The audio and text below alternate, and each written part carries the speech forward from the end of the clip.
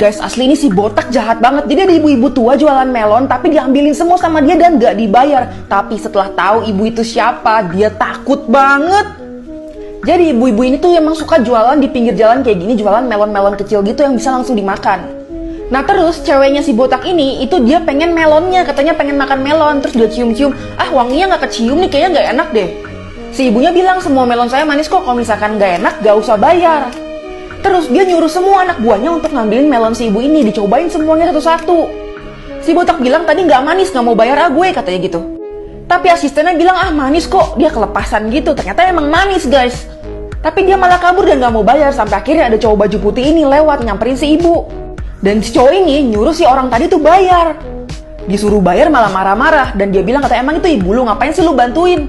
Dan akhirnya cowok ini nelpon bosnya, dan kalian harus tahu itu siapanya si ibu. Lanjut part 2. Si botak ini marah-marah gara-gara dia disuruh bayar sama si ibu-ibu ini pas dia ngambilin melonnya. Tapi setelah itu si botak nyesel banget. Jadi setelah dia makanin hampir semua melon si ibu itu dan gak bayar, akhirnya datang cowok ini nih.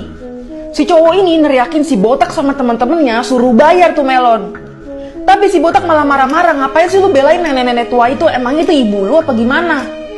Tadinya sebenarnya kalau misalkan dia langsung bayar, masalahnya itu langsung selesai. Tapi nih botak gak mau bayar, malah ketawa-ketawa kan. Akhirnya ditelepon lah tuh si bosnya. Si bosnya ini langsung datang ke tempat ibu-ibu itu yang jualan melon. Pas dia datang dari belakang, si botak ini langsung merinding dan sampai ditempeleng tuh pala botaknya. Dan ternyata dia adalah anak dari si ibu ini. Jadi sebenarnya anaknya ini udah nyuruh si ibunya ini udah istirahat aja di rumah karena uangnya udah cukup. Tapi karena si ibunya ini hobi jualan, jadi dia lanjutin jualan dan akhirnya si botak palanya diremes pakai melon. Di sini dia minta ampun terus dan akhirnya untungnya dimaafin tuh sama si bosnya. Bos besar ini lagi nyamar jadi pegawainya untuk tahu kelakuan karyawan itu sebenarnya kayak gimana, dan setelah itu dia kaget banget. Jadi dua adik kakak ini merupakan bos besarnya guys, dan dia itu pengen ngelihat kelakuan karyawannya itu sebenarnya kayak gimana kalau misalkan lagi kerja. Jadi pokoknya mereka merubah tampilan supaya kelihatan kayak karyawan biasanya. Biar makin meyakinkan, mereka juga bantu-bantu nih ngangkat-ngangkat pasir, semen, dan lain-lain. Sampai akhirnya ada satu karyawan yang ngasih tahu dia, "Lo pada mau tahu nggak katanya kalau misalkan mau dapat gaji lebih caranya gimana?" Dia selalu ngasih sogokan rokok ke pengawasnya yang ini nih, yang sok keren gitu. Dan karena selalu ngasih sogokan, akhirnya dia jadi anak kesayangannya gitu. Nah tapi si bos besar ini nggak suka sama kelakuan si pengawasnya ini. Dan si pengawasnya nggak tahu kalau misalkan itu bos besar mereka yang lagi nyamar. Dan parahnya, karena mereka berdua ngelawan, gak dikasih makanan di dapur pas makan siang.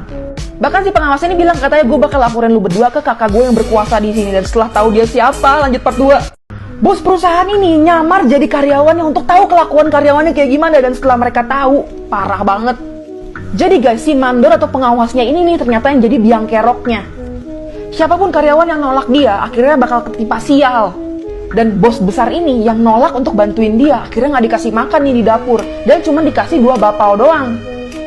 Dan si mandor baju hitam tadi itu ngaku punya kakak di sini yang powerful banget, yang bakal bisa mencat mereka berdua yang nggak mau patuh sama dia. Bahkan dia nanya, "Coba lu bilang, gue ganteng nggak?" katanya. Dan pas mereka jawab enggak, katanya, "Gue panggilin nih kakak gue." Dan si bos yang ini bilang, "Santai aja, panggil aja kakak lu." Ternyata kakaknya ini adalah bawahan si bos besar itu. Dan di sini bahkan dia dimarahin sama kakaknya karena kakaknya ngejelasin kalau misalkan ini adalah bos besar mereka. Dia bener-bener malu banget dan ketakutan banget dipecat guys. Ibu ini nggak sengaja ngegores mobil mewah sampai akhirnya disamperin sama orangnya dan dimarahin abis-abisan, pokoknya direndahin. Tapi setelah tahu anaknya siapa, dia kaget banget. Jadi si ibu ini tuh lagi jalan-jalan di showroom mobil dan akhirnya nggak sengaja ngegores mobil warna putih ini. Dan pas dibilang suruh ganti, si ibu kaget karena disuruh gantinya 100 jutaan. Sampai akhirnya anaknya datang dan akhirnya ngebantuin dia yang tadinya terjatuh nih. Terus tiba-tiba datang manajer showroom mobilnya sampai akhirnya dia bilang, "Kamu jangan galak-galak sama ibu itu." Tapi masalahnya mobil kita ini katanya udah terlanjur tergores. Gimana kalau misalkan kalian bayar dendanya dengan cara anak yang cewek ini suruh jalan sama dia? Pokoknya anak ceweknya ini suruh nemenin dia seneng-seneng sama teman-teman cowoknya yang lain. Kalau ditolak kalian harus bayar 1 miliar. Dia langsung kaget dong, 1 miliar mah langsung kebeli nih mobil, dia bilang. Karena ceweknya ini nolak, langsung ditarik-tarik kayak gini. Tapi gak lama, anaknya yang cowok dateng. Dan dia langsung kaget banget apa yang dilakuin anaknya ini. Lanjut part 2. Gara-gara gak sengaja ngegores mobil, ibu ini tuh direndahin habis-habisan. Tapi setelah tahu anak ibu ini siapa, dia kaget banget. Jadi manajer showroom ini minta ganti rugi antara 1 miliar atau anak ceweknya dia bawa. Ya otomatis dong diminta anaknya yang nggak dikasih. Sampai akhirnya ditelepon nih abang dari si cewek ini atau anak dari si ibu ini. Yang namanya si Hong Liang nih. Akhirnya si Hong Liang datang ke situ nyamperin. Tapi si manajer showroom ini nggak percaya kalau misalkan anaknya itu sepowerful itu. Akhirnya si Hong Liang sama 2 pengawalnya itu datang ke showroom mobilnya. Di sini dia emosi banget sama manajer showroomnya sampai akhirnya dia manggil sekretarisnya untuk ngambil 1 surat. Ternyata si Hong Liang itu udah ngambil alih showroom mobilnya, bukan cuma 1 mobil ya, se-showroomnya. Yang otomatis semua mobilnya itu punya dia. Dan dia minta yang mobilnya tadi nggak sengaja ibunya gores itu dihancurin aja sekalian. Dan manajernya ini sama marketingnya langsung ketakutan banget. Laki-laki yang nggak pernah mandi selama 60 tahun. Ayo di sini ada yang bisa ngalahin rekornya si bapak?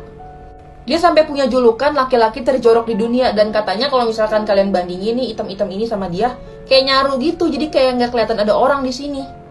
Bahkan itu kemauan dia sendiri guys. Bukan karena emang dia orang melarat, dia nggak mampu gitu, bukan.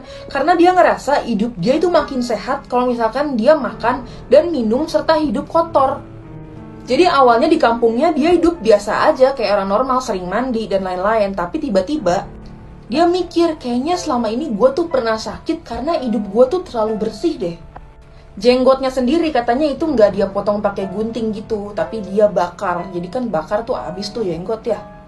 Tinggalnya pun maunya di pinggiran kayak gini nih. Gak mau di tempat-tempat yang emang bersih tuh, maunya di pinggiran gini kotor-kotoran. Muka 2 anak ini emang terlihat kayak inosen banget ya, kayak nggak bersalah apa-apa. Tapi sebenarnya itu mereka nyeremin parah guys. Namanya itu John dan Robert. Dan waktu itu umur mereka kisaran 10 tahun. Dan yang mereka lakuin adalah membunuh anak umur 2 tahun yang bernama James Bulger ini. Gila gak? Ceritanya mereka berdua ini bolos sekolah barengan. Terus pergi ke supermarket.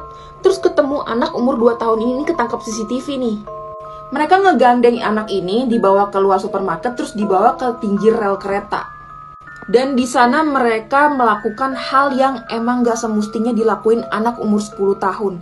Apalagi ke anak umur 2 tahun ini. Kekerasan fisik semuanya dia dilakuin ke dia. Padahal gak ada dendam, gak kenal bahkan ini anak siapa. Setelah disiksa, anak ini akhirnya ditaruh di tengah-tengah rel kereta. Jadi seakan-akan dia itu kecelakaan. Dan kalian ngerti kan apa yang selanjutnya terjadi setelah itu? Guys, kalian pernah nggak ngeliat muka yang mirip kayak gini? Entah di rumah kalian, di kisaran kalian, pokoknya mirip kayak gini. Kalau pernah atau kalau ada, itu wajar. Karena muka-muka kayak gini adalah muka yang paling umum di dunia. Jadi di tahun 2011, National Geographic tuh pernah kayak ngadain penelitian gitu. Di situ dicari orang yang mukanya tuh paling banyak di dunia tuh siapa sih?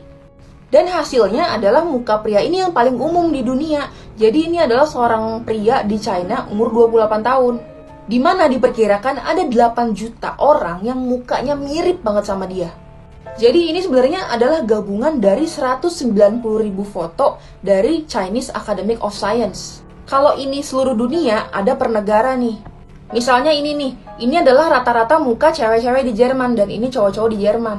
Dan ini masih banyak lagi nih, ada yang kayak Turki rata-rata kayak gini ceweknya, Iran kayak gitu, Serbia, India, Burma.